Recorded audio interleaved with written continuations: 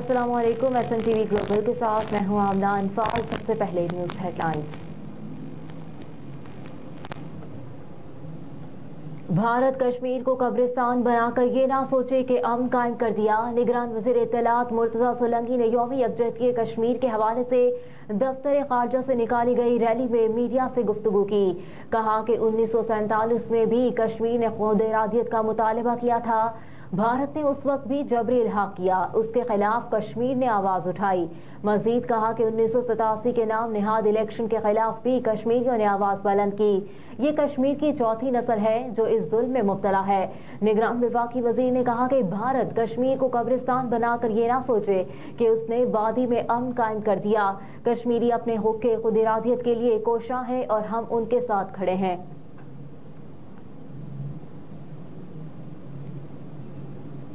यौम कश्मीर सदर और वज़ीर आज़म का कश्मीरियों की दिलराना जदोजहद पर खराज तहसीन। निगरान वज़ीर आज़म और पाक फौज ने यौम यकजहती कश्मीर के मौके पर कश्मीरियों को उनके आज़म और दिलराना जदोजहद पर खराज तहसीन पेश किया है।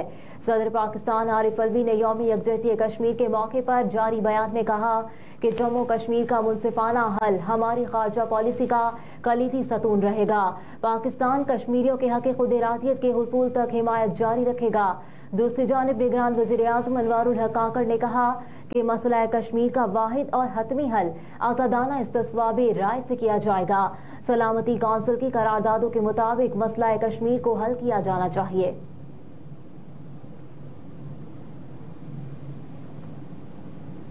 इलेक्शन कमीशन ने कहा है कि 8 फरवरी 2024 को होने वाले के आम इंतखाबात के लिए बैलेट पेपर्स की छपाई का काम मुकम्मल कर लिया गया, जबकि मुल्क भर में बैलेट पेपर्स की तरसील का अमल जारी है, जिसे आज मुकम्मल कर लिया जाएगा।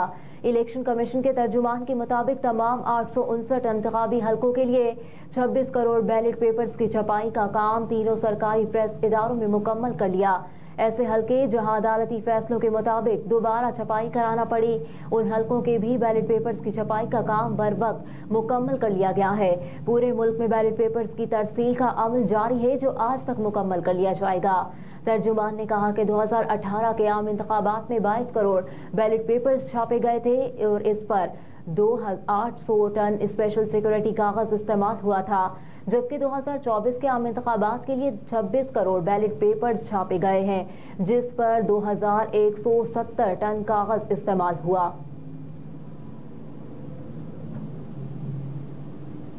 पीपल्स पार्टी के चेयरमैन बिलावल भुट्टो जरदारी ने कहा है कि नवाज शरीफ इंतजामिया पर दबाव डालकर इलेक्शन में गड़बड़ करना चाहते हैं, जबकि निगरान हुकूमत और इंतजामिया नवाज शरीफ के हक में जानिबदार है। अमरीकी नश्रियाती इदारे से गुफ्तगू में बिलावल भुट्टो जरदारी बोले कि पीपल्स पार्टी का मुस्लिम लीग नून से इत्तेहाद मुश्किल है, मेरे लिए मुस्लिम लीग नून के साथ चलना बहुत मुश्किल है। मजीद कहा कि नवाज शरीफ इंतजामिया पर दबाव डालकर इलेक्शन में गड़बड़ करना चाहते हैं। निगरान हुकूमत और इंतजामिया नवाज शरीफ के हक में जानिबदार है। ये मुस्लिम लीग मैसाकी जमहूरियत वाली मुस्लिम लीग नहीं रही, ये वोट को इज्जत दो वाली नहीं बल्कि IJI वाली मुस्लिम लीग है। ये अमीर उल मोमिनीन बनने के ख्वाब देखने वाली मुस्लिम लीग है। उम्मीद है नवाज शरीफ के दबाव के बावजूद निगरान हुकूमत इलेक्शन में मुदाखलत नहीं करेगी और उम्मीद है पीपल्स पार्टी कामयाब होकर हुकूमत बनाएगी।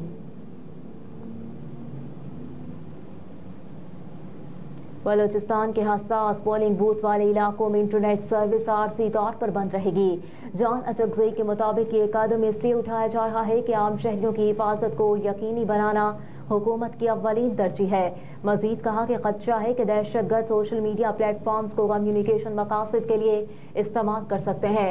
कहा कि खदशे के पेश नज़र तुरबत, मिर्च और चमन में इलेक्शन तक इंटरनेट की रसाई बंद रहेगी।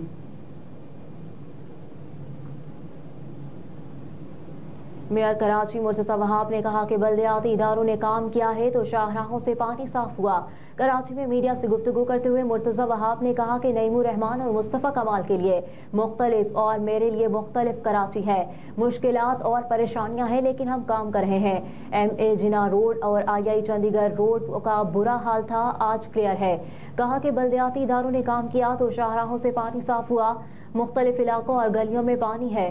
KMC की मदद की हिदायत की है। कमरों में बैठकर तनकीद करना आसान है, हम सड़कों पर काम कर रहे थे। हम सड़कों पर थे, जमात इस्लामी के टाउन चेयरमैन नजर नहीं आए।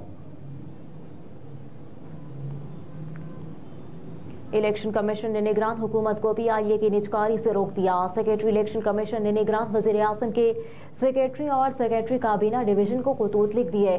نگران وزیر اعظم کے سیکریٹری کے نام خط میں secretary election commission doctor Asif Hussain نے لکھا کہ نگران حکومت FBR میں اصلاحات نہ کرے، یہ کام انتخابات کے بعد بننے والی منتخب حکومت کے لیے چھوڑ دیا جائے۔ خط میں کہا گیا کہ FBR کی اصلاحات ایک اہم پالیسی فیصلہ ہے جو منتخب حکومت کا اختیار ہے۔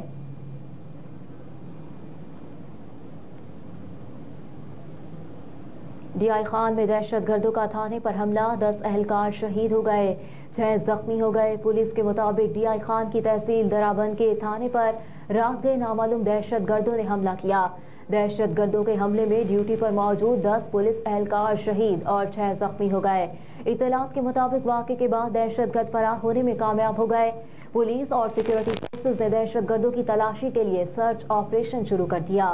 حملے میں شہید ہونے والے پولیس اہلکاروں کی نماز جنازہ اعجاز شہید پولیس لائن میں ادا کی جائے گی۔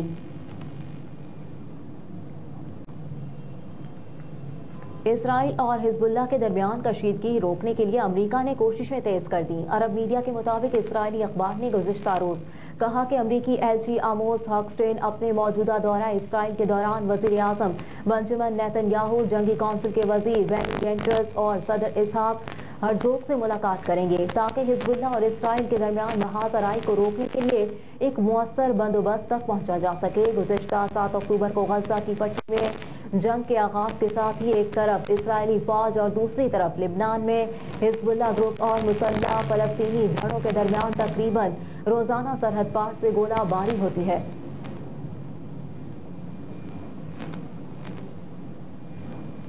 اور بنگلہ دیش اور میانمار کی سرحد پر کشیدگی، میڈیا رپورٹ کے مطابق پناہ لینے والے میانمار بارڈر گارڈ پولیس ارکان کی تعداد 95 ہو گئی۔ رپورٹس کے مطابق آج صبح میانمار فوج اور مسلح گروپوں کے درمیان فائرنگ کے نتیجے میں 2 بنگلہ دیشی زخمی ہو گئے۔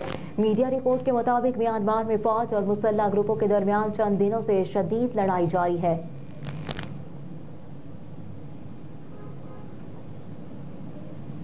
ہیڈ لائنز آپ جان چکے، نیوز اسٹوڈیو سے فی الوقت اتنا ہی۔ آپ دیکھتے رہیے SMTV گلوبل۔